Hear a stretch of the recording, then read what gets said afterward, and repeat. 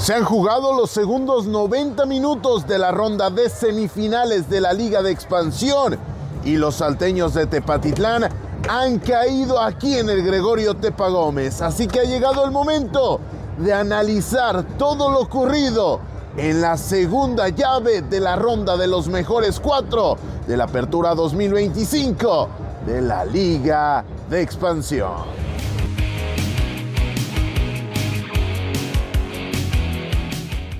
Hola, ¿qué tal? Bienvenidos a la Liga de Plata MX, tu proyecto de confianza para hablar de la segunda categoría del fútbol mexicano. Y en este caso, desde el Gregorio Tepa Gómez, la casa de los salteños de Tepatitlán, y es que ha terminado el partido de ida de las semifinales de la Apertura 2025 de la categoría de plata del fútbol mexicano. Y en este caso, con solitaria anotación en la agonía de la primera parte, después de un rebote de Miguel Misael Pedrosa, el conjunto de Marco Antonio El Chima Ruiz se ha quedado con la victoria en un partido donde prácticamente todo le salió bien al conjunto celeste del sur de Tamaulipas. Y es que desde el arranque, cuando parecía que Tepa era mejor, termina obteniendo un penal a favor el conjunto de Héctor Jair Real.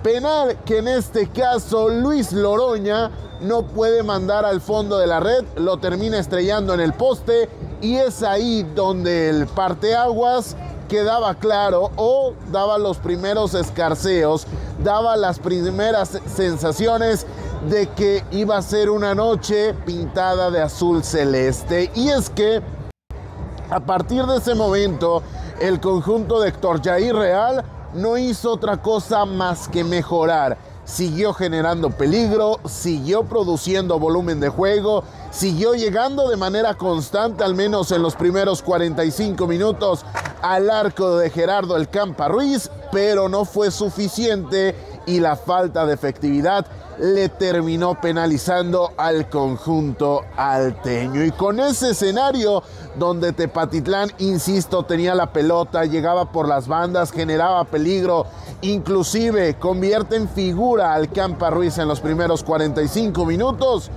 llega una posibilidad después de un mal rechace de la defensiva alteña. El esférico queda al borde del área, la apertura viene hacia el costado de la izquierda, aparece un remate que Gustavo Gutiérrez, creo que Triple G tiene algo de responsabilidad en ese rebote.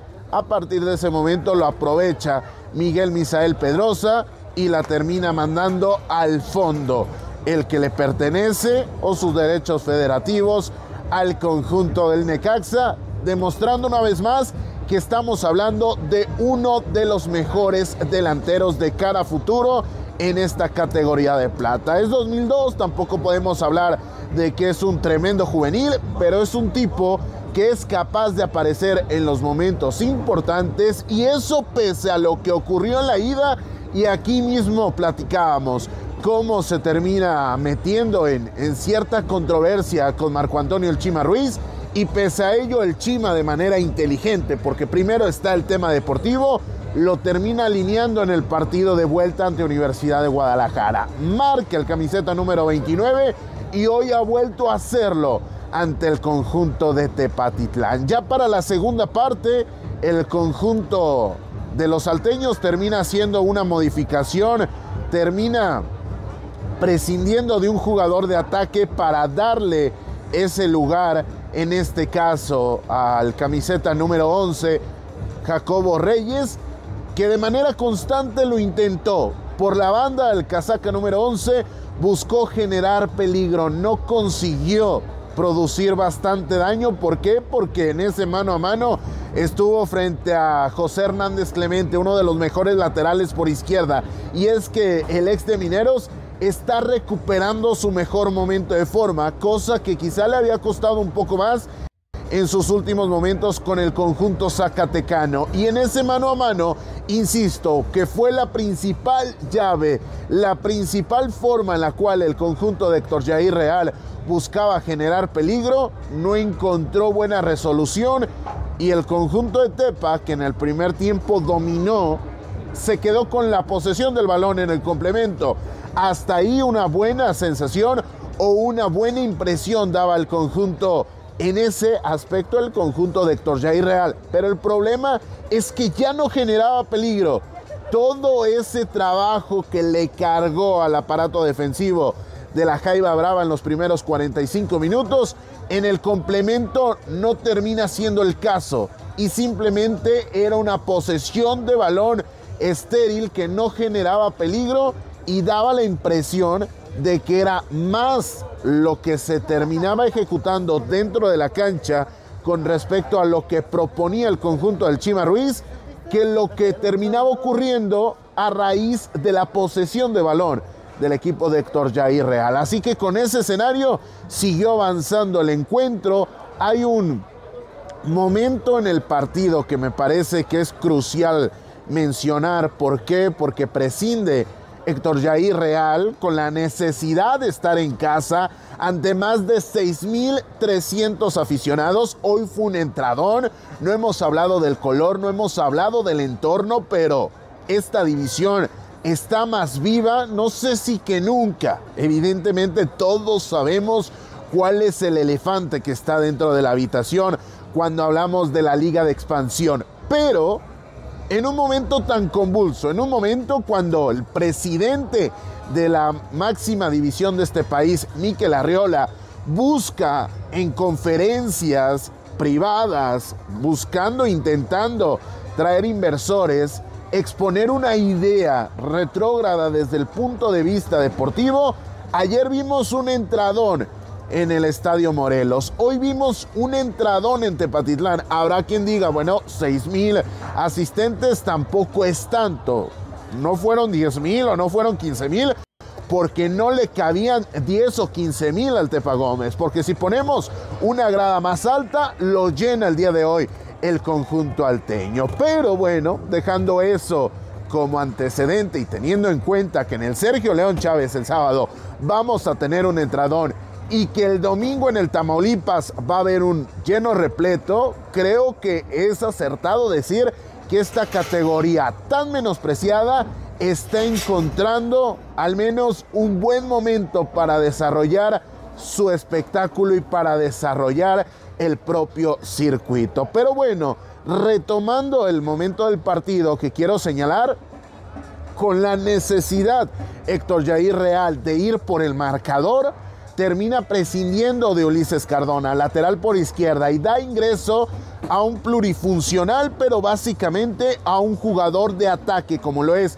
Juan Machado. Y con eso declara totalmente qué es lo que buscaba Héctor Jair Real, que la posesión de balón en 3/4 del terreno de juego pudiera llegar al último tercio, al último cuarto, y a partir de ahí generar el peligro que, reitero, sí había producido Tepatitlán en los primeros 45 minutos. Y para muestra de intenciones, la modificación que termina realizando el Chima Ruiz, porque saca un jugador de ofensiva como lo es Oliver Pérez, que estaba, por cierto, apercibido con la tarjeta amarilla, y da ingreso a Exxon García, un defensa central en lugar de un volante, cuando el rival termina haciendo prácticamente lo contrario, sacando un lateral para meter a un delantero. Y ya en ese escenario nos topamos con la tarjeta roja para Diego Aguilar, camiseta 22 de Tepatitlán. Una tarjeta roja